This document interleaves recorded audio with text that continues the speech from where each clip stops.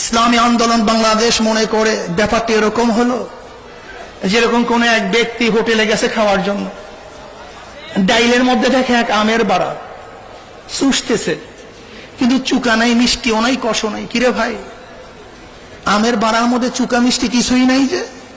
কলে আপনার চোষার আগে অনেক জনই চুষছে, যতবার চোষা হয়েছে আবার ডাইলের মধ্যে ফেলে দিয়েছে। একই আমের বাড়া কতক্ষণ আর চুকাই থাকবে, মিষ্টিও থাকবে? যেমন একই আমের বাড়ার মধ্যে বারবার চুষলে মিষ্টিও থাকে না, কষও থাকে না, রসও থাকে না। 1991 থেকে 96 পর্যন্ত বিএনপিকে দেখেছি, 96 থেকে 2001 পর্যন্ত আওয়ামী লীগকে দেখেছি, 2001 থেকে 6 পর্যন্ত আওয়ামী লীগকে আমরা বিএনপিকে দেখেছি, আবার আওয়ামী লীগকে দেখেছি, আবার যদি বিএনপিকে দেখি, এই বিএনপির মধ্যে আওয়ামী লীগের মধ্যে চুকা নাই, রস নাই, মিষ্টি নাই, কষ নাই।